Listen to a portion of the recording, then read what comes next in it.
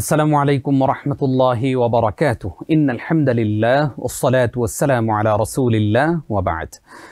প্রিয় দর্শক শ্রোতা, আমেরিকা সহ পৃথিবীর বাংলা ভাষাভাষী আমাদের সম্মানিত দর্শক শ্রোতা যারা এই মুহূর্তে TBN 24 টেলিভিশন দেখছেন, আপনাদের সকলকে আন্তরিক মোবারকবাদ জানিয়ে শুরু করছি আমি নিজাম বিন মুহিব TBN 24 টেলিভিশনের আজকের আয়োজন। আপনারা জেনে থাকবেন যে প্রতি জুমাবারেই আমরা এই অনুষ্ঠানটি নিয়ে হাজির হয়ে থাকি এবং গুরুত্বপূর্ণ সমসাময়িক একটি বিষয় আলোচনা করার পাশাপাশি আপনাদের করা প্রশ্নগুলো নিয়ে থাকি, সেগুলোর জবাব দিয়ে থাকেন একজন সম্মানিত অতিথি, বিদগ্ধ স্কলার। যথারীতি আজকেও আমাদের আমন্ত্রণ গ্রহণ করে স্টুডিওতে এসেছেন আমাদের একজন সম্মানিত অতিথি, যিনি আজকে কোরআন এবং সুন্নাহর আলোয় আমাদেরকে আলোকিত করবেন ইনশাআল্লাহ।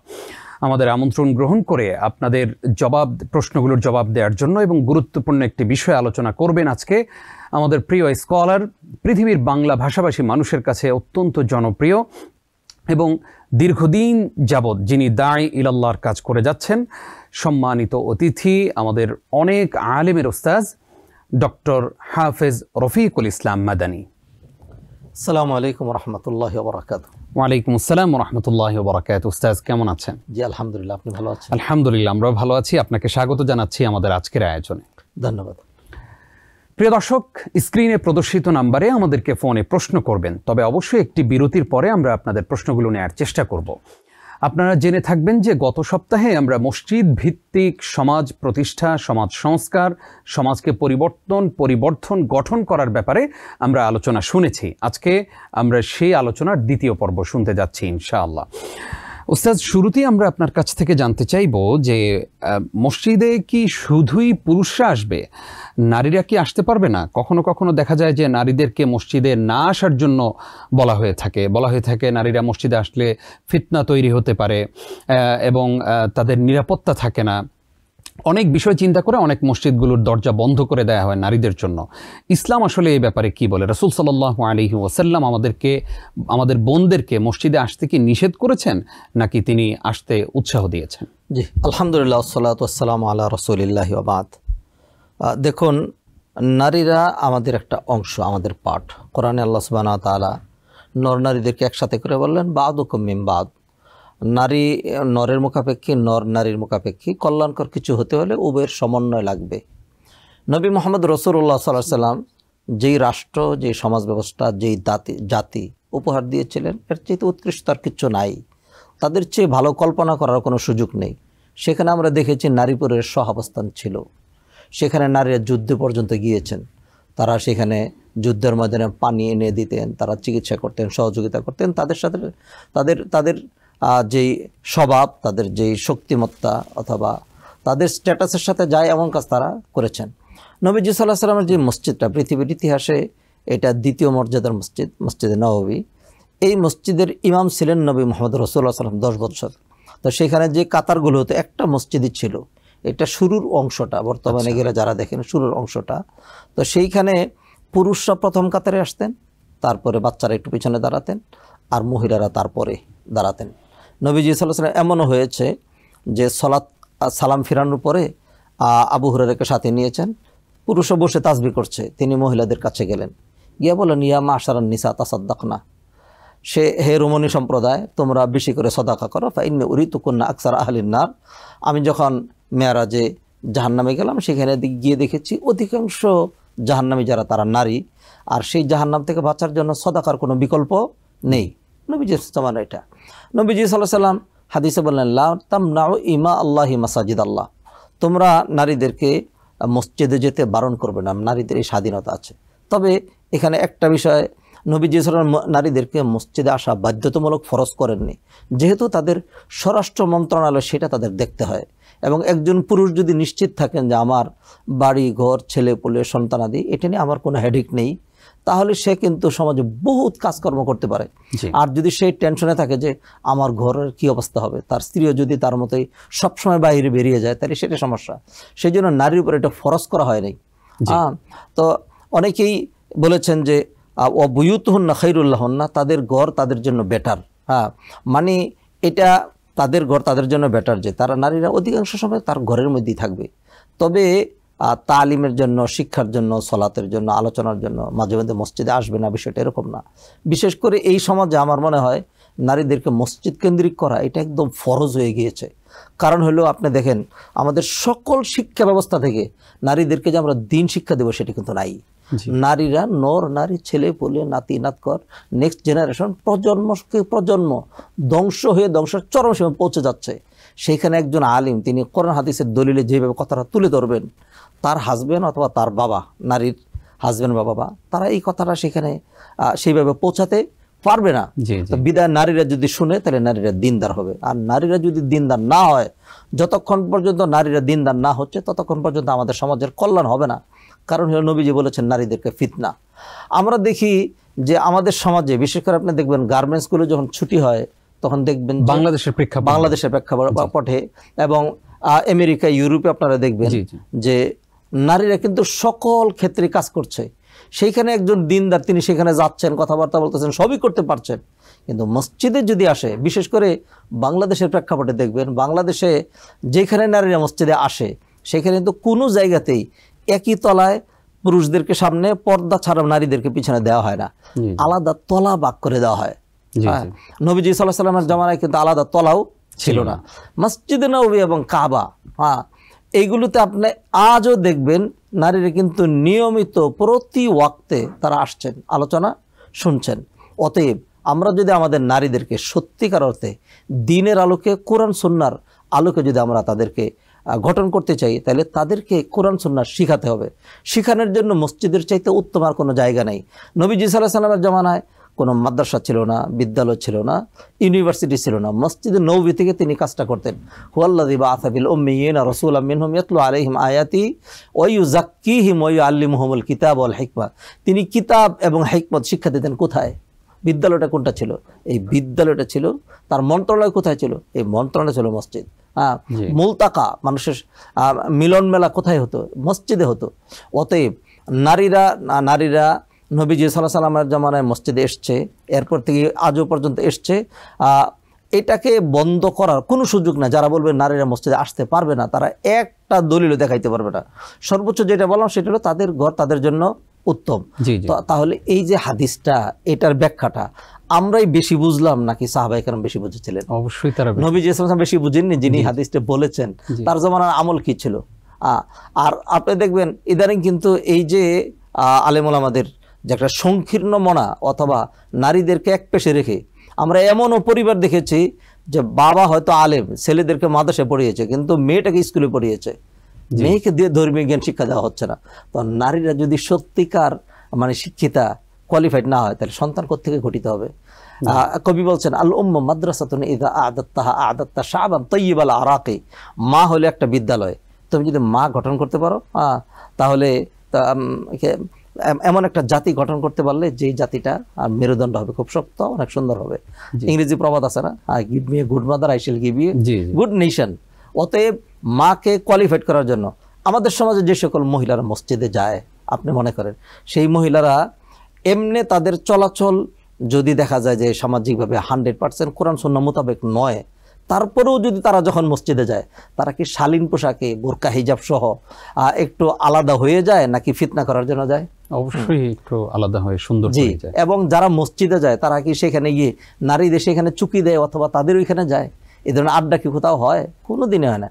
সিঁড়ি পর্যন্ত আলাদা, এন্ট্রেন্স আলাদা, এক্সিট আলাদা, সব কিছু আলাদা। তাহলে খামাখা ফিতনা কেন? কেউ যদি মনে করে নারীরা দোতলায় আছে, আমার মনের ভিতরে কল্পনা আসছে, তাহলে একজন মানুষের পক্ষে তার মনের ভিতরে যৎসবনে কল্পনা আসছে, এটা থেকে কি তাকে মুক্ত করা সম্ভব? তাহলে নারীরা না আসলেও কি তার মনে কল্পনা আসবে না? অতএব খামাখা এগুলো হলো নারীদেরকে দূরে রাখার, নারীদেরকে অশিক্ষিত রাখার। আর কোনো সমাজের নারীরা যদি নষ্ট হয়ে যায়, তাহলে সেই সমাজকে ভালো করার কোনো উপায় নাই। কারণ পচে যায়? অবশ্যই না। কারণ হলো আমরা যতই নিয়ন্ত্রণ করি, যে যতই পাওয়ারফুল হই না কেন, আমাদের নিয়ন্ত্রণ কিন্তু আমাদের স্ত্রীদের হাতে। প্রবাদে বলে রাজায় করে রাজ্য শাসন, রাজার মাথার উপরে রানীর আসন। আমি আপনি বাহিরে যে পরিচয় হই না কেন, স্ত্রীর কাছে আমরা হাসবেন্ড।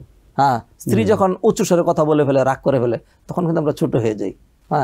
আমরা সেইখানে তো পশুত্বের বহিঃপ্রকাশ ঘটাই না, কারণ সে তো আমার সঙ্গিনী, তার মন মেজাজ খারাপ হতে পারে, অথবা তাকে তো খুশি রাখাই লাগবে যে কোনোভাবেই হোক।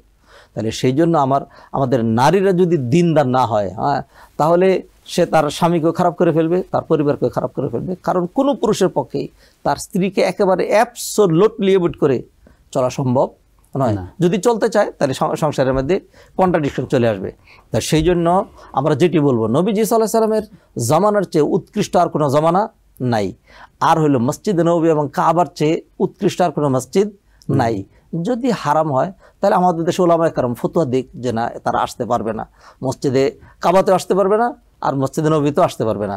আবার বরং আসার কথা হলো আমাদের সমাজেও কিন্তু এই ধরনের যে মানে হীনমন্যতা, এটা কিন্তু দূর হচ্ছে। দেখবেন বাংলাদেশে অনেকগুলো মডেল মসজিদ হয়েছে, যে সবকটা মডেল মসজিদে কিন্তু নারীদের জন্য আলাদা সালাতের ব্যবস্থা আছে।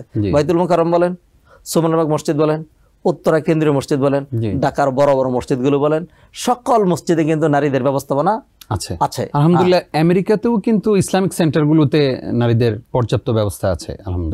আলহামদুলিল্লাহ আমেরিকা এবং ইউরোপের সমস্ত জায়গায় তারা যেহেতু সেখানকার যারা দিন মেনটেন করে, তারা স্টাডি করে। আমেরিকার লোকজন এবং ইউরোপের লোকজন, অস্ট্রেলিয়ার লোকজন, বিশেষ করে কানাডা টরন্টোতে মুসলিম পপুলেশন অনেক বেশি। এইখানকার লোকগুলো কিন্তু তারা ওপেনলি স্টাডি করে। যখনই স্টাডি করে তখন তারা কোরআন সুন্নাহর ডাইরেক্ট দিক নির্দেশনা মানে। অপরদিকে বাংলাদেশের প্রেক্ষাপটের কথা যদি বলি, তাহলে দেখবেন সেখানকার উলামায়ে কেরামগণ তাদের মধ্যে একটা হীনমন্যতা থাকে, অথবা মানুষগুলো হুজুর কেন্দ্রিক হয়। হুজুর কেন্দ্রিক হলে হুজুরা যেটা বলে সেটা তারা শোনে, কোরআন সুন্নাহর দিক নির্দেশনা সেটা নয়।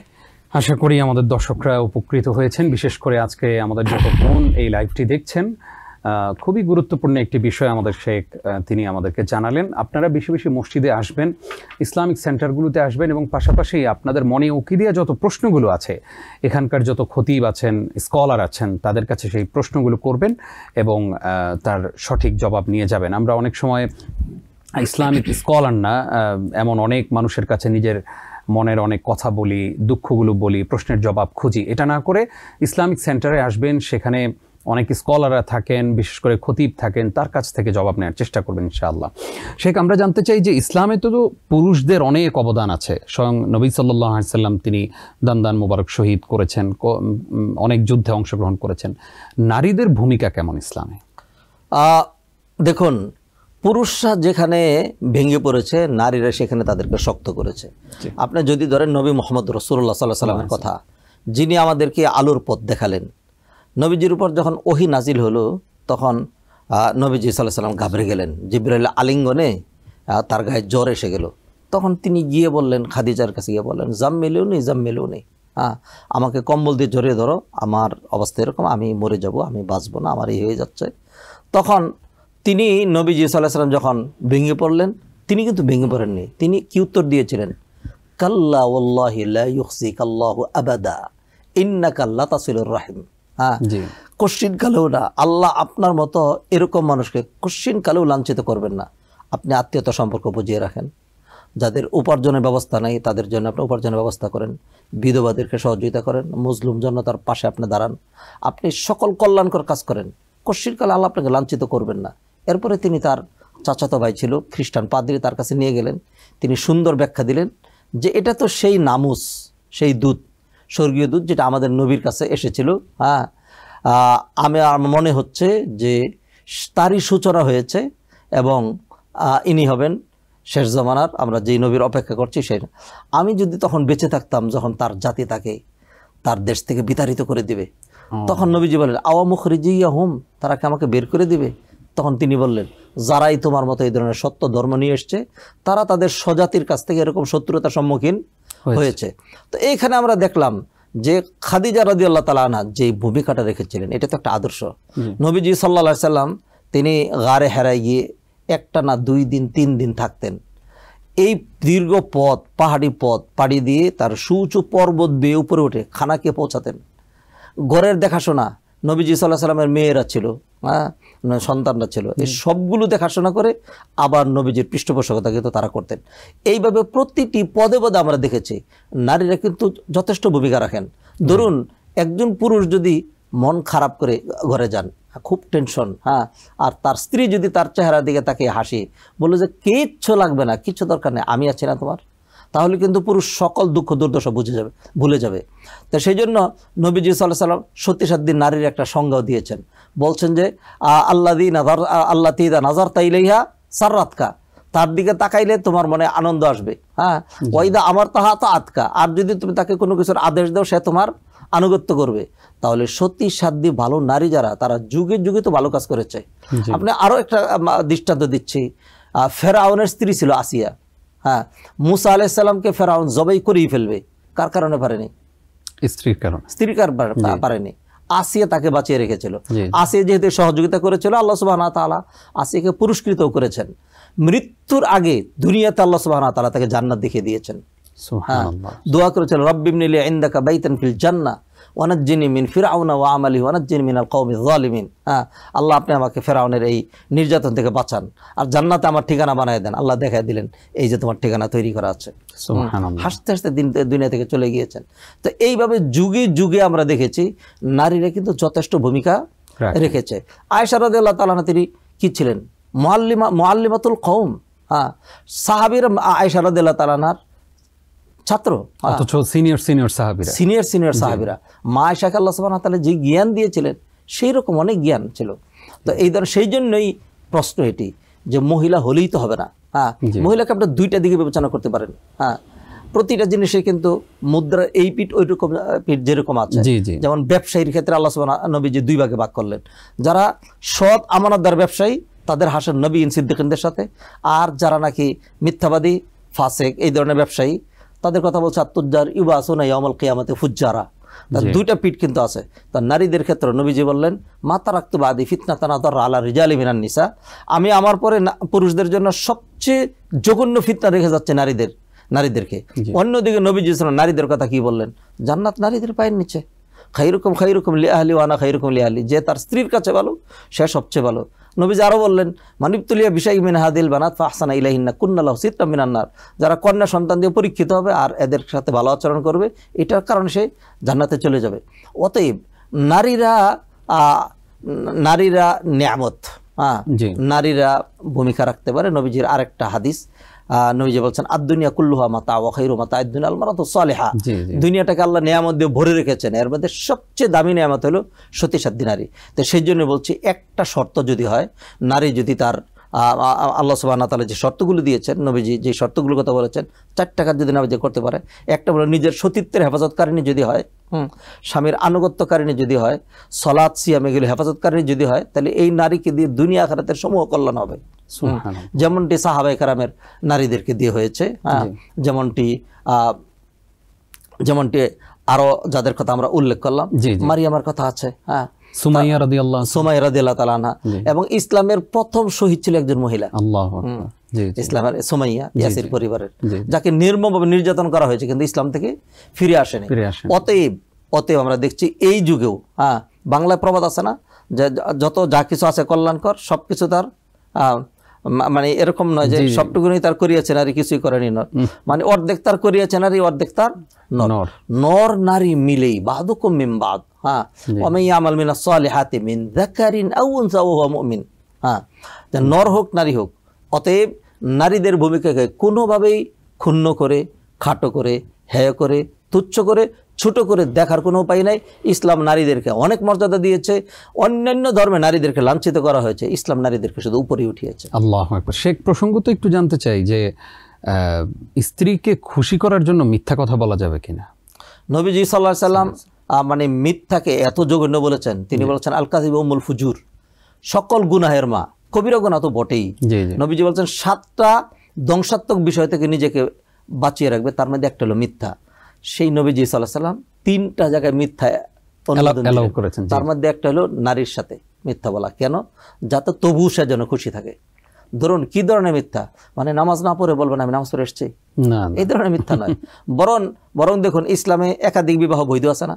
একজন কোনো কারণে একাধিক বিবাহ করেছে, তা তার প্রথম স্ত্রীর কাছে গিয়ে বললো যে আমাকে যে কোন শয়তানে ধরেছিল, আরেকটা বিয়ে করেছিলাম, ওইখানে গেলেই আমার খালি কষ্ট হয়। হ্যাঁ, আহারে প্রথম ভালোবাসা তোমার সাথে, আর তোমার চেয়ে বেশি প্রিয় আমার কাছে কেউ নাই। এটা যদি সেইভাবে বলে, তাহলে তার প্রথম স্ত্রীটা কিন্তু খুব খুশি থাকবে। আবার দ্বিতীয় স্ত্রীর কাছে গিয়ে দ্বিতীয় সেম কথা বলবে, এরকম কথা বলবে। কিসের কারণে? স্ত্রীর মনটা রক্ষা করার জন্য। হ্যাঁ, অতএব আমরা দেখলাম যে ইসলামে নারীকে খুশি রাখার জন্য যদি মিথ্যা বলার প্রয়োজন হয়, অথবা আরেকটা উদাহরণ আমি দিতে পারি, ধরুন আপনি আপনার স্ত্রীর মেজাজ জানেন, তার কাছে দামি জিনিস খুব পছন্দ, তো আপনার কাছে সেই মানের টাকা পয়সা নাই, তা আপনি একটা ভালো কাপড় কিনে নিয়ে এসে বসলেন যে আজকে দোকানদার গেলাম, বেটাও এত নাছুর বান্দা, হ্যাঁ, বলে বসলো 2300 টাকা। আমি বললাম যে না একটু কম দে, বললো যে এটা একদম বলেছে কমায়া, এটা অনেক দামি, আর কম হবেই না। তা আপনি হয়তো 700 টাকা দিয়ে নিয়ে এসছেন, এসে বললেন যে ওই যে বেচারা ধরলো, শেষমেশ আজকে নিয়ত করছি আনবই তোমার জন্য, শেষমেশ নিয়ে আসলাম। কথা একটু মিথ্যা হয়ে গেল না? এইটুকু জায়েজ আছে, এইটুকু জায়েজ আছে। জি, আমরা আরও একটি গুরুত্বপূর্ণ পয়েন্ট প্রিয় দর্শক আপনাদের সঙ্গে শেয়ার করতে পেরেছি আলহামদুলিল্লাহ। অনুষ্ঠানের এই পর্যায়ে সময় হলো ছোট্ট একটি বিরতির। আপনারা TVN 24 দেখছেন ইসলামী সমাধান। নিচ্ছে ছোট্ট একটি বিরতি, সঙ্গেই থাকুন। স্বাগত আরও একবার প্রিয় দর্শক, দেখছেন ইসলামী সমাধান। আজকে আমরা আলোচনা করছিলাম যে মসজিদ ভিত্তিক সমাজকে কিভাবে সংস্কার করা যায়, পরিবর্তন করা যায়, সেখানে নারীদের ভূমিকা কি, নারীদের রোলটা কি, আসলে মসজিদে নারীরা কি আসতে পারবেন কিনা, সেই বিষয়ে আলোচনা করেছেন ডক্টর হাফেজ রফিকুল ইসলাম মাদানী হাফিজাহুল্লাহ। আপনারা স্ক্রিনে প্রদর্শিত নাম্বারে আমাদেরকে ফোনে প্রশ্ন করবেন, ইনশাআল্লাহ আমাদের শেখ আজকে আপনাদের প্রশ্নগুলোর জবাব দিবেন। স্যার, আপনাকে আরও একবার স্বাগত জানাচ্ছি। আমরা জানতে চাইবো যে আমরা তো নারীদের ব্যাপারে শুনলাম, জানলাম, এবার জানতে চাই শিশুদের ব্যাপারে। আমাদের অনেক মসজিদগুলোতে আলহামদুলিল্লাহ, আমেরিকাতে মসজিদগুলোতে শিশুরা আসে, তাদের দৌড়োদৌড়ি, এতে মসজিদটা একটা প্রাণবন্ত অবস্থায় থাকে। কিন্তু কখনো কখনো কোনো মসজিদের ব্যাপারে আমরা শুনতে পাই এইরকম যে খতিব সাহেব বলেন যে আপনারা কেন মসজিদে বাচ্চা নিয়ে আসছেন, তাদের কারণে আমাদের নামাজে ডিস্টার্ব হয়। ইসলাম এ ব্যাপারে কি বলে? আমরা কি বাচ্চাদেরকে নিয়ে মসজিদে যাব না? জি, আমি একটি ঘটনা শোনাচ্ছি আপনাকে। নবীজি সাল্লাল্লাহু আলাইহি ওয়াসাল্লাম একবার সলাতে দাঁড়ালেন এবং নবীজি প্ল্যান করলেন প্রথম রাকাতে বড় একটা সূরা পড়বেন। এমন সময় তিনি শুনতে পেলেন যে একটা বাচ্চা খুব কান্নাকাটি শুরু করে দিয়েছে। তখন নবীজি সাল্লাল্লাহু আলাইহি ওয়াসাল্লাম সলাতকে সংকীর্ণ করে দিলেন, ছোট করে দিলেন। এরপরে সালাম ফিরিয়ে নবীজি বললেন, আমি খুব লম্বা করতে চেয়েছিলাম, কিন্তু আমার মনে হয়েছে যে এর কান্নার কারণে মায়ের মনটা খুব সংকুচিত হয়ে যাচ্ছে, সেই জন্য আমি তাড়াহুড়ো করে সলাতটা ছোট্ট করে দিয়েছি। নবীজি সাল্লাল্লাহু আলাইহি ওয়াসাল্লাম যদি এটা বলতেন, এ কার বাচ্চা, কে নিয়ে আসছে, এদিকে আসো, আর যদি জীবনে কোনোদিন মসজিদে দেখছি, নবীজি সেটি বলেন। হ্যাঁ, তো একেবারে মসজিদের যে রুলটা, বাচ্চাকে আপনি যেইভাবে প্রতিপালন করবেন, প্রতিপালন দুইটা হয়, একটাকে আরবিতে বলে আল গাজুল ফিকরি, হ্যাঁ, মানে চিন্তা যুদ্ধ। হ্যাঁ, আপনি তাকে হাতে কলমে করতে হবে। আপনি তাকে বলেন মসজিদে যাও, আপনি মসজিদে যান না। আপনি তাকে বলেন মসজিদে যাও, তাকে আগে মসজিদে নিয়ে অভ্যস্ত করেননি, তাহলে কথাই তার হয়ে যাবে না। হ্যাঁ, তো সেই জন্য যেটি করা লাগবে সেটা হলো বাচ্চাদেরকে একদম শৈশব থেকেই মসজিদে নিতে হবে। বাচ্চা কুলে থাকবে, মায়ের কুলে থাকবে, দৌড়াদৌড়ি করবে। আমাদের সমাজের অনেক বেশি মুত্তাকি পরহেজগার অতিরিক্ত দেখবেন অনেক জায়গায় এরকম, বাচ্চারা একটু দৌড়াদৌড়ি করলে হ্যাঁ কার বাচ্চা, খুব ক্ষেপে যায়। এটা তো একটা ভুল। হ্যাঁ, বাচ্চারা তো সে যেখানেই হোক, কাবাগর হোক, মসজিদ নববী হোক, মসজিদ হোক, সে তো বাচ্চা, তো বাচ্চাই, এবং সে তো গাইরু মুকাল্লাফ। সে যদি দৌড়াদৌড়িও করে তার জন্য তো কোনো গুনাহ লেখা হবে না। রফি আল কালাম আন সালাস, 3 ব্যক্তির উপর থেকে কলম উঠিয়ে নেওয়া হয়েছে। কিন্তু তাকে যদি মসজিদে নেওয়া হয়, তাহলে মসজিদে সে দেখে দেখে এই যে শৈশব থেকে তার একটা মেজাজ গড়ে উঠবে, সে বড় হলেও ঠিকই মসজিদে যাবে, মসজিদে যাওয়াটা তার কাছে খারাপ লাগবে না। সেই জন্য মসজিদে যারা যাবে তার একটা পার্সেন্ট থাকতে হবে। যদি 60-এর ঊর্ধ্বে যাদের বয়স, তাদের পার্সেন্ট যদি হয় ধরুন 30%, তাহলে 40 থেকে 60-এর মধ্যে যারা আছে তাদের পার্সেন্ট হইতে হবে 30%। আর হলো 20 থেকে 40 পর্যন্ত তাদের পার্সেন্ট হইতে হবে 30%। আর 20-এর নিচে 0 পর্যন্ত পার্সেন্ট হইতে হবে 30%। এরকম পার্সেন্ট যদি ঠিক থাকে, অথবা 25% যদি ধরেন, তাহলে এটা ঠিক আছে। আমরা দেখি কি, যারা অতি বৃদ্ধ, যাদের আর খায় কোনো কাজ নাই, তাদেরকেই পরিবারে ধরে নিয়েছে এবং সেও মনে করেছে আমার এখন মসজিদ ছাড়া আর কোনো উপায় নেই, তারা মসজিদে যায়। ইয়াং জেনারেশন মসজিদে যায় না, ছোট্ট বাচ্চাদেরকে মসজিদে নেওয়া হয় না। তো অতএব তারা আসল আদর্শ সেটা তারা পাবে কোথায়? সলাতের মাধ্যমে যে আদর্শ তৈরি হয়, এই আদর্শ যদি তাদেরকে দিতে হয়, একটা নেককার প্রজন্ম যদি গড়ে তুলতে হয়, তাহলে তা অবশ্যই তাদেরকে মসজিদ কেন্দ্রিক করতে হবে। মসজিদ কেন্দ্রিক সমাজ যেটি, হ্যাঁ, সেই সমাজ সবসময় ভালো হয়। যে একদম বর্বর মানুষ যে নাকি মসজিদে আসে, সেও কিন্তু মসজিদে এসে তার বর্বরতা দেখায় না। 2-1 সময় অনেককে দেখা যায় যে কোনো কারণে রাগ করলে বলে যে আমি মসজিদের ভিতরে আর না হয়, জি জি, মানে এটাও তিনি বুঝে ফেলেছেন মসজিদের ভিতরে এটা চলবে না। হ্যাঁ, মসজিদের ভিতরে বিশেষ করে দেখবেন বাংলাদেশের সমাজে দেখবেন বিভিন্ন দলীয় কুন্দল কিন্তু আছে, আমেরিকাতেও আছে, হ্যাঁ, এই দলীয় কুন্দলগুলো। তো কিন্তু মসজিদে যখন ঢুকে তখন কিন্তু আর তাদের এই কুন্দল থাকে না। তো সেই জন্য আমরা যদি আমাদের বাচ্চাদেরকে, আমাদের সন্তানদেরকে যদি সত্যিকার নেককার সন্তান হিসেবে গড়তে চাই, তাহলে তাদেরকে মসজিদ কেন্দ্রিক করতে হবে। আপনি দেখবেন মসজিদে নববীতে, কাবাতে দেখবেন ছোট্ট ছোট বাচ্চারা সমানে দৌড়াদৌড়ি করছে। আমাদের সমাজের যারা বুঝে না তারা খুব বিরক্ত হয়। হ্যাঁ, বাচ্চা তো বিরক্তির কি আছে? হ্যাঁ, বাচ্চারা দুষ্টামি করে, তো বাচ্চারা যদি দুষ্টামি না করে তাহলে আমাদের করা লাগবে। হ্যাঁ, তো বাচ্চারা তো দুষ্টামি করবে, কাতারের মাঝখান দিয়ে দৌড়াবে। এখানে আরও মজার বিষয়, কাবাতে দেখলাম এবারও যে অনেক দেখেছি বাচ্চারা তো এদিক সেদিক যায়, সেজন্য এক ধরনের বেল্ট বেরিয়েছে। হ্যাঁ, বাবা তার হাতে বেল্ট বেঁধেছে আর বাচ্চার পায়ে বেঁধেছে। এখন সে সালাতের বাইরে এদিক সেদিক যাচ্ছে, যেখানে সেখানে যাচ্ছে, সে ছুটে চলে যেতে পারবে না। তারপরে বাচ্চাদেরকে অনেক বাবা মাকে দেখেছি আমরা, বাচ্চা কুলি নিয়ে, হ্যাঁ, বাচ্চাকে এমন আছে যে হাজি, কিন্তু প্যাম্পার্স হাজি, প্যাম্পার্স পরানো, তাকে হজ করানো হচ্ছে। এই যে একটা প্রভাব তার মধ্যে ঢুকবে, এটা এটা এটা মানে অবিস্মরণীয়, এটা নিঃসন্দেহে। তাই সেই জন্য যারা বাচ্চাদের সাথে এরকম রূঢ় আচরণ করে তারা প্রচণ্ড জাহিলিয়াতের মধ্যে আছে। নবীজি বাচ্চাদেরকে আদর করতেন। নবীজি, ঘটনা তো আরও আছে, নবীজি নিজে সালাত আদায় করছেন, এমন সময় হাসান হোসেন রাদিয়াল্লাহু আনহু তার গাড়ে উঠলেন। তো নবীজি হয়তো তার সেজদা শেষ করে উঠে যাবেন, জিবরাইল দৌড়ে আসলেন, আইসা বললেন যে আরও তাসবিহ করেন, আরও তাসবিহ করেন, দীর্ঘক্ষণ থাকেন, বাচ্চার ডিস্টার্ব করা যাবে না, তারা খেলাধুলা করুক। বাচ্চারা কতক্ষণ কাঁদে থাকবে?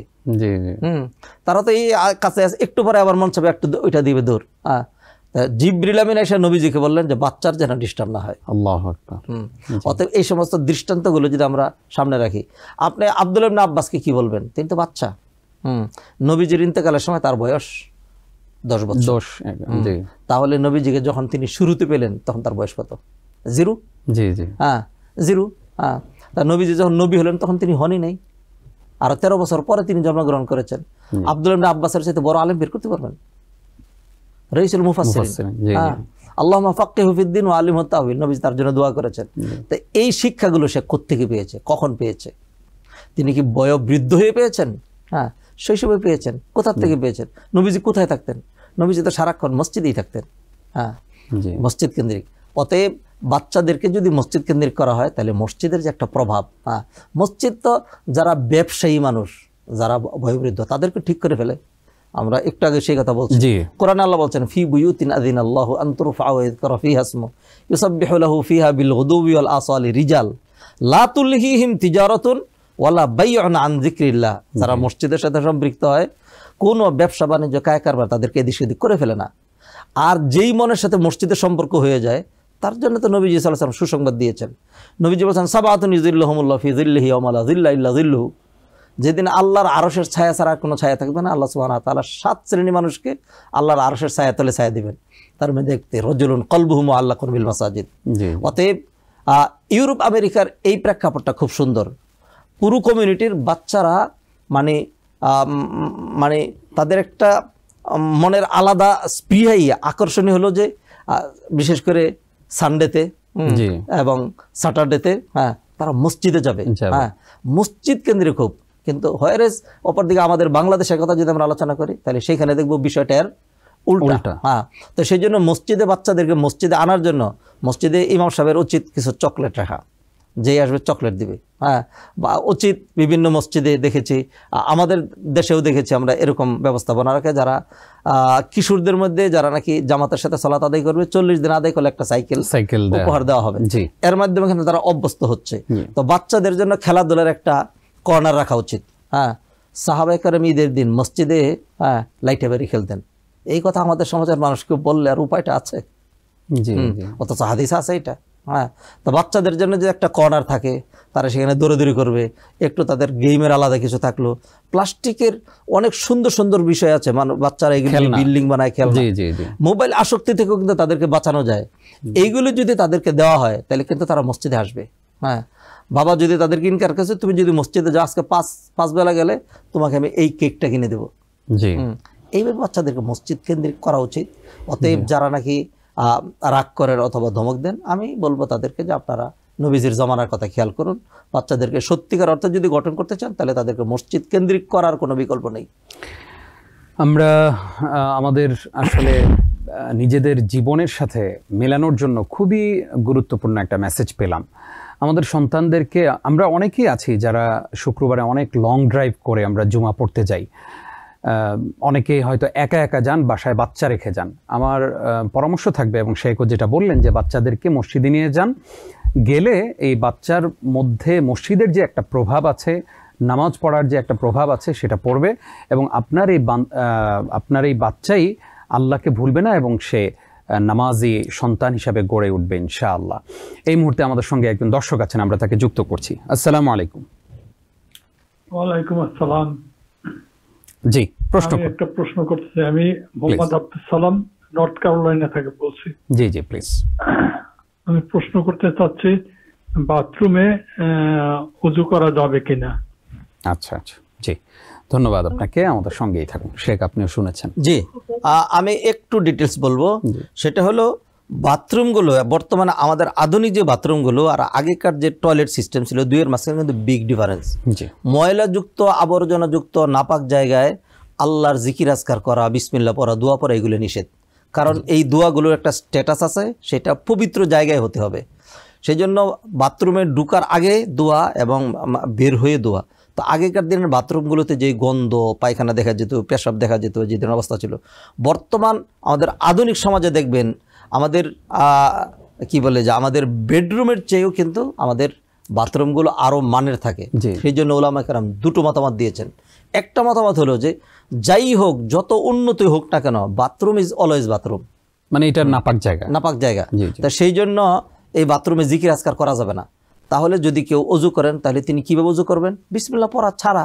বিসমিল্লাহ পড়া সুন্নত অজুর শুরুতে, হ্যাঁ। কারণ কোরআনে যে 4টা ফরজের কথা বলা হয়েছে, ইদা কুমতুম ইলা সালাতি ফাগসিলু উজুহাকুম, সেখানে বিসমিল্লাহর কথা নাই। অতএব কেউ যদি বাথরুমে অজু করবেন, অজু যদি করেন, অজু করা যাবে না এই কথা মুঠেই বলা যাবে না। বাথরুমে অজু করা যাবে, হ্যাঁ।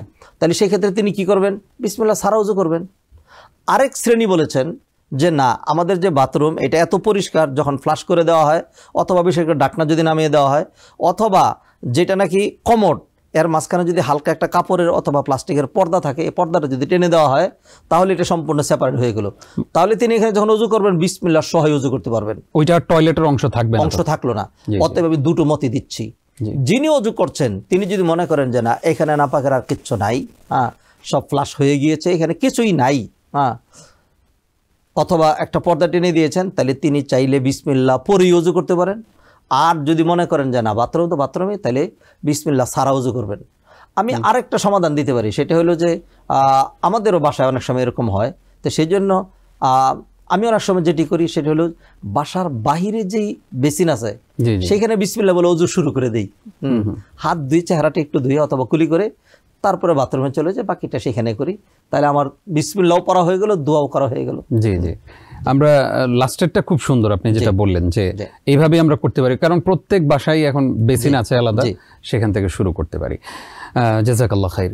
শেখ, আমরা জানবো আপনার কাছে যে এই যে বাচ্চাদের সালাতের কথা বললেন, মসজিদে নিয়ে যাওয়ার কথা বললেন, ছেলে এবং মেয়ে কত বছর বয়স থেকে তাদের উপরে সালাত ফরজ? নবীজি সাল্লাল্লাহু আলাইহি সাল্লাম আসলে বিষয়টা ডাইরেক্ট ফরজের না, অভ্যাসের বিষয়। নবীজি সাল্লাল্লাহু আলাইহি সাল্লাম বললেন, মুরু আওলাদাকুম বিস-সালাতি ওয়া হুম আবনাউ সাবা। যখন তাদের বয়স 7 বছর হয় তখনই তাদেরকে জোর তাগিদ দেবে সালাতের। 7 বছর বাচ্চারা কিন্তু ভালো বুঝে। তো এখন দেখুন, একেবারে কোনো মাযহাবে কারো মতে 7 বছরের ছেলে হোক মেয়ে হোক, এরা কিন্তু অ্যাডাল্ট হয় না। কিন্তু এখন থেকে নবীজি এরপরে বলছেন কি, ওয়াদরিবুহুম আলাইহা ইদা বালাগু 10। যদি 10 বছরেও সালাত না ধরে, হ্যাঁ, তাহলে প্রয়োজনে তাকে তুমি শাস্তি দেবে, পানিশমেন্ট দেবে, তবু যেন সালাত ধরে। 10 বছরে কোন ছেলেটা বালেগ হয়, অ্যাডাল্ট হয়? হয় না। 2-1টা মেয়ে হঠাৎ হতে পারে, আমাদের দেশের প্রেক্ষাপটে যেটা, সেটা সাধারণত হয় না। তো সেই জন্য তাদের অ্যাডাল্ট হওয়ার প্রশ্নটা অথবা ফরজ হওয়ার প্রশ্নটা এটা আরও পরে। তো ফরজ হয় কখন? যখন কেউ ম্যাচুরিটি খুঁজে পায়, অ্যাডাল্ট যখন হয়ে যায়। এটার জন্য বয়স ভিন্ন আছে, 13 বছর হতে পারে, 14 বছর হতে পারে।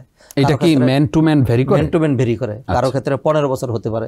তবে 15-র পরে আর সাধারণত থাকে না। 15-র মধ্যে সবাই অ্যাডাল্ট হয়ে যায়। মেয়েরা একটু আর্লিয়ার হয়, 12-13তেই মেয়েরা অনেকেই অ্যাডাল্ট হয়ে যায়, তখন গিয়ে ফরজ। এর আগ পর্যন্ত ফরজ না। তবে এর আগে যে সলাৎগুলো তারা পড়লো, এতে তার খুব ভালো অভ্যাস হলো একটা, আর এই সলাৎগুলোর সব তার পিতামাতার আমল নামে লিখে দেওয়া হলো। আচ্ছা, কারণ বাচ্চারা যা গুনাহ করবে, গুনাহ লেখা হবে না, আর বাচ্চারা যা নেক আমল করবে এটা বাচ্চাদের দরকার নাই। কোনো বাচ্চা যদি অ্যাডাল্ট হওয়ার আগে মারা যায় তাহলে সে বিনা হিসেবে জান্নাতি। হ্যাঁ, ফলে এই নেক আমল যেগুলি করলো এগুলি কি হবে, এগুলি তার পিতামাতাকে দিয়ে দেওয়া হবে। তো সেই জন্য আমাদের উচিত আমাদের সন্তানদেরকে এইভাবে নেক প্রতিপালন করা, তাদেরকে মসজিদে নিয়ে যাওয়া। জি, আল্লাহ তাআলা আমাদেরকে সেই তৌফিক দান করুক, আমিন। স্যার, আপনার কাছ থেকে আমরা এবার জানবো যে একটা মসজিদ কিভাবে সমাজকে পরিবর্তন করে, এবং সেই সাথে একজন ইমাম বা খতিবের কোন কোন রোল ওনারা প্লে করলে মসজিদের মুসল্লিরা আরও বেশি উৎসাহিত হবে, মসজিদে আসবে, এবং মসজিদটাকে কিভাবে প্রাণবন্ত করা যায়। নবী মুহাম্মদ রাসূলুল্লাহ সাল্লাল্লাহু আলাইহি সাল্লাম একটা মডেল দাঁড় করিয়ে গিয়েছেন। নবী যে মসজিদটি দাঁড় করিয়েছিলেন সেই মসজিদটা কি ছিল? আসহাবে সুফার লোকজন সেখানেই থাকতেন। সেখান থেকে নবীজি থেকে এটা একাধারে ছিল বিদ্যালয়, একাধারে ছিল পার্লামেন্ট, একাধারে ছিল মেহমান যারা আসতো তাদেরকে সেখানে। এইখান থেকে জেহাদে লোকজন, মানে এখান থেকে স্বরাষ্ট্র মন্ত্রণালয়, পররাষ্ট্র মন্ত্রণালয়, তারপরে সকল ভূমিকা পালন করতো, শিক্ষালয়, সব কিন্তু এখানে হতো। নারীরা আসতেন, পুরুষরা আসতেন, সবাই কিন্তু আসতেন। অতএব একটা মসজিদ যখন এরকম হবে, আমরা মসজিদটাকে এমন করেছি যে মসজিদটা শুধুমাত্র একটু সলাত আদায়ের জন্য, এবং মসজিদ এরকম যে সেইখানে সমাজ, রাষ্ট্র, অর্থনীতি, শিক্ষানীতি ইমাম সাহেব এইগুলো পর্যন্ত বলেন না, অথবা বলতে পারেন না, অথবা তাকে বলতে দেওয়া হয় না।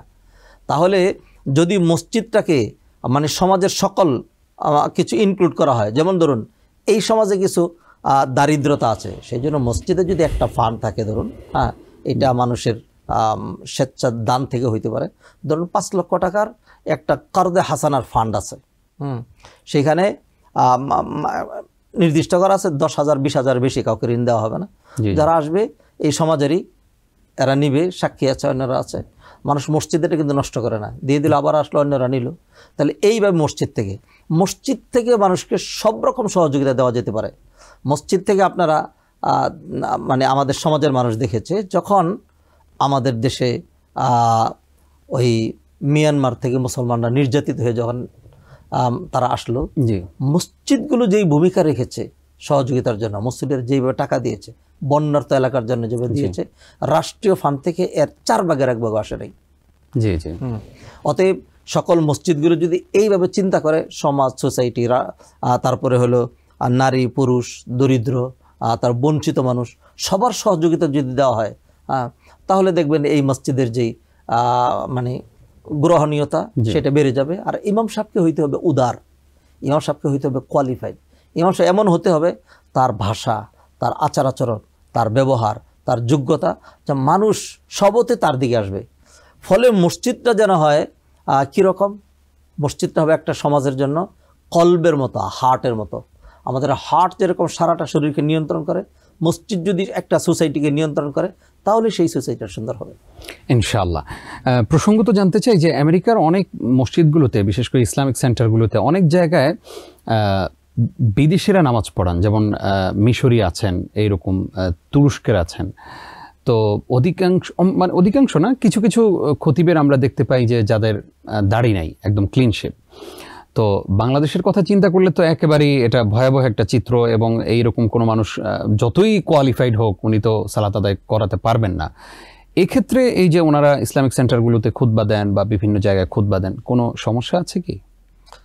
সালাত শুদ্ধ হওয়ার ব্যাপারে কোনো রকম সমস্যা নেই। আচ্ছা, নবীজি সাল্লাল্লাহু আলাইহি ওয়াসাল্লাম বলেছেন, তাসিহু সালাতু খালফা কুল্লি ফাজির, প্রতিটা পাপিষ্টের পিছনে সালাত শুদ্ধ। আমরা অনেক সময় গিয়ে দেখি যে জামাত শেষ, হয়তো দ্বিতীয় জামাত চলছে, যে কোনো একজন সাধারণ মানুষ সালাত আদায় করছেন, আমরা কিন্তু আর দ্বিধা করি না, সেখানে তার পিছনে একটাদা করে ফেলি। হ্যাঁ, অতএব একজনের দাড়ি নাই, সেখানে তার একটা ত্রুটি, আবার আরেকজনের দেখা যাচ্ছে মাথায় পাগড়িও আছে, দাড়িও আছে, কিন্তু তার আরো 3টা ত্রুটি আছে, যেটা আরো জঘন্য পর্যায়ের, তিনি কিন্তু ইমামতি করে যাচ্ছেন। অত আমরা এটা বলি না যে দাড়ি ছাড়া লোকজন হবে। একজন ইমামের উচিত, একজন ইমাম হতে হবে তিনি মানুষ যেন তার ত্রুটি না ধরতে পারে, দেখতে, শুনতে, জ্ঞানে, গরিমায়, লিবাসে, পোশাকে, চালচলনে, উঠা বসায়, কন্ডাক্ট, বিহেভিয়ার, সবকিছু থেকে তিনি হবেন একজন অমায়িক। এটা কিন্তু কোনো ইমাম যদি এরকম হন যে হঠাৎ কোনো কারণে তার একটু দাড়ি ছোট আছে অথবা দাড়ি নাই, তাহলে তাকে বর্জন করার কোনো বিষয় না। হ্যাঁ, তার পিছনে সালাত আদায় করতে হবে, তাকেও ভালোবাসতে হবে। জি জি আর এই প্রেক্ষাপটটা যে হয়েছে বিশেষ করে তুর্কি এবং মিশরে, সেটার ব্যাকগ্রাউন্ড ইতিহাসটা আমরা চিন্তা করি না। জি জি যেই জুলুম অত্যাচার তাদের উপরে গিয়েছে, দাঁড়িয়ে রাখলে তাদেরকে যেইভাবে নির্যাতন করা হতো, তো সেই দীর্ঘ নির্যাতনের মানে ফলশ্রুতিতে আজকে তাদের সেই পরিবেশ চলে আসছে। জি জি অতএব এইগুলিকে আমরা মানে মুখ্য করে একেবারে যেন মসজিদে গেলাম না, তার পিছনে সালাত আদায় করলাম না, সেটা এরকম যেন না হয়। জি, আমরা অনেক আলোচনা শুনলাম। এবার একজন দর্শককে আমরা যুক্ত করছি, যদিও আমাদের সময় শেষ হয়ে আসলো। আসসালামু আলাইকুম দর্শক, প্রশ্ন করুন। হ্যালো, আসসালামু আলাইকুম। ওয়ালাইকুম আসসালাম। জি, আমার প্রশ্ন ছিল হুজুরের কাছে, ওই যে আমরা কসরের নামাজটা ফরজ নামাজটা 4 রাকাতের জায়গায় 2 রাকাত পড়ি, কিন্তু আমার প্রশ্ন হচ্ছে আমি কি ওয়াজিব নামাজ পড়তে হবে বা সুন্নত পড়তে হবে কিনা? আচ্ছা, ধন্যবাদ। আমরা সংক্ষেপে জানবো। নবী মুহাম্মদ রাসূলুল্লাহ সাল্লাল্লাহু আলাইহি সাল্লাম তিনি সফরে গেলে তিনি ফরজটাই শুধু পড়তেন, 4 রাকাত ফরজকে কসর করতেন যেমনটা তিনি বলেছেন, সুন্নত পড়তেন না। যদি কেউ সুযোগ পায় তাহলে তিনি নফল পড়বেন, আর যদি কেউ ইচ্ছা করে সুন্নত পড়েও সেটা নফল হয়ে যাবে, সুন্নত আর থাকবে না। তবে দুটো জিনিস তিনি বাদ দিতেন না, একটা হলো ফজরের সুন্নত আর একটা হলো উইতর। ওয়াজিব তো শুধু উইতরটাই, তো উইতরটা পড়া লাগবে। ফজরের সুন্নত যদি সুন্নত তো তারপরে এটা পড়া লাগবে। এই দুইটা জিনিস, ফজরের সুন্নত এবং এশার পরে যে উইতর, এই দুইটা পড়া লাগবে। এটা ছাড়া অন্য যা সুন্নত আছে সেটা না পড়াই সুন্নত। যদি পড়ার সুযোগ পান তাহলে নফল পড়বেন। নফল পড়বেন ইনশাআল্লাহ। অনেক অনেক শুকরিয়া শেখ, আজকে আপনি সময় দিয়েছেন। অনেক গুরুত্বপূর্ণ আলোচনা আজকে আমরা শেয়ার করেছি আমাদের দর্শকদের সঙ্গে। আপনি কষ্ট করে সময় দেওয়ার জন্য আপনাকে শুকরিয়া জানাচ্ছি। আপনাকে ধন্যবাদ। বারাকাল্লাহু ফিক। প্রিয় দর্শক, এতক্ষণ যারা আমাদের সঙ্গে ছিলেন ধন্যবাদ দিচ্ছি আপনাদেরকে। আসুন জীবনটাকে পরিবর্তন করে ফেলি। শুধুমাত্র একটা সিদ্ধান্ত না নেওয়ার কারণে আসলে জীবনটা অগোছালো হয়ে আছে। তাই আসুন সিদ্ধান্ত নেই যে কোরআন অনুযায়ী জীবনকে গঠন করব, পরিবর্তন করব নিজেকে, আমার স্ত্রীকে, সেই সাথে সন্তানকে। তাহলেই আমাদের পরিবারে, আমাদের সমাজগুলোতে আল্লাহ রাব্বুল আলামিন বারাকা ঢেলে দেবেন। আল্লাহ তাআলা আমাদেরকে পরিবর্তন হওয়ার তৌফিক দান করুক। আমিন। আজ এই পর্যন্তই। আগামী সপ্তাহের পর্ব দেখবেন, সেই প্রত্যাশায় বিদায় নিচ্ছি নিজাম বিন মুহিব। আসসালামু আলাইকুম ওয়া রাহমাতুল্লাহি ওয়া বারাকাতুহু। টিবিএন 24 টেলিভিশন দেখতে আজই কল করুন 7187776556। লগ ইন করুন www.totalcablebd.com। নিউ ইয়র্ক থেকে সম্প্রচারিত টিবিএন 24 টেলিভিশন বিশ্বজুড়ে বাঙালির কণ্ঠস্বর।